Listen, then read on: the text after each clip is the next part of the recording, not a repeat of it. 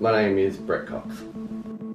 As a kid, I was the funny one in class. I'd always be telling jokes, a bit of a prankster. It was really about sport for me. I played a lot of tennis. My mum was president of the local tennis club. I fell in love through meeting my wife at work. We're friends.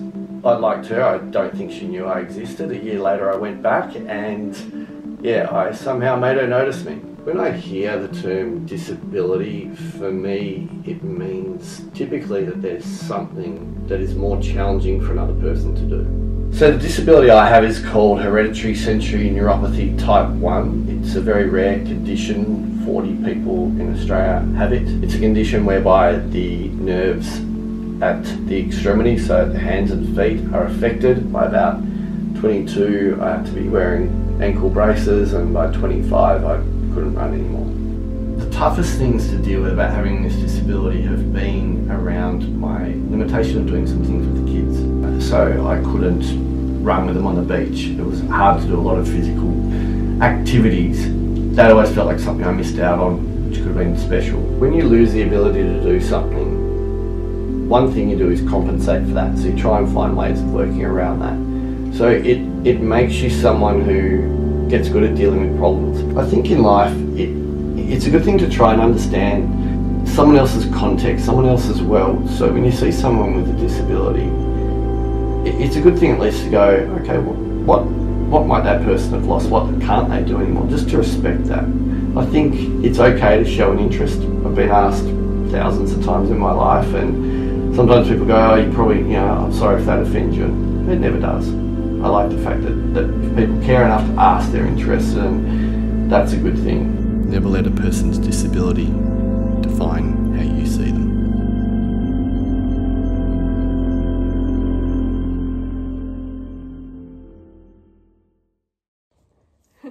This is Lexi, and this is my video portrait reflection. I believe the most successful aspect of my documentary was the message I was able to tell. A 2-minute video portrait is a very, very small time limit to be able to contain a pretty large story of my dad's whole life with his disability. However, I feel like I was quite effective in summing it all up, while also following a 3-act narrative structure. The introduction establishes him as an individual person with no reference to his disability, as someone who was the funny kid at school and ended up falling in love with his wife at work. Then I introduced the problem, his physical disability, and how this has impacted his life, particularly his fatherhood. Finally, I concluded the documentary with a form of resolution, and that was being the meaningful advice for the viewer to take away from his story, to not see someone's disability first.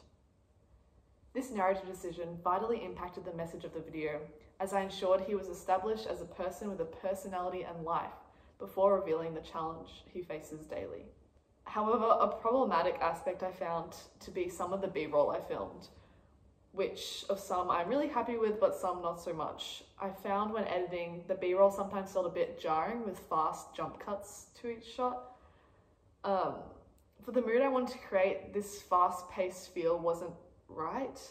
So next time I think I'll definitely ensure to shoot longer shots of B-roll to reduce this rush feeling and allow the viewer to feel settled and enjoy the story and visuals. A key learning discovery I made about the creative possibilities of producing an interview portrait is related to shot sizes. The Michael Rabiger reading directing the documentary highlights that screen conventions allow different shots to be cut together if they have bold enough changes in size. And this is because minor mismatches will pass unnoticed, especially since persistence of vision means that the eye does not register the first 3 frames of a new image anyway. I utilised this in a creative aspect to cut from the primarily mid shots in the beginning to more close-ups and personal shots during the emotionally impactful moments of dialogue. Herein, I learnt the creative ability to enhance storytelling of an interview through zooming in on emotive moments to evoke a stronger sense of empathy and connection between the interviewee and the viewer. Something I learnt during the production was to not be rigid and strict during the process. When I have a vision of how I want something to be in my head, I have previously found it really difficult to stray from this when producing media. However, I utilised the flow of dialogue to direct the next questions I wanted to ask, as well as how I wanted to set up that shot and frame the answer to the question based on how emotionally impactful it was, or how it could show his hands on the table when he's talking about his physical disability. Just little things like that which I adapted to during the production.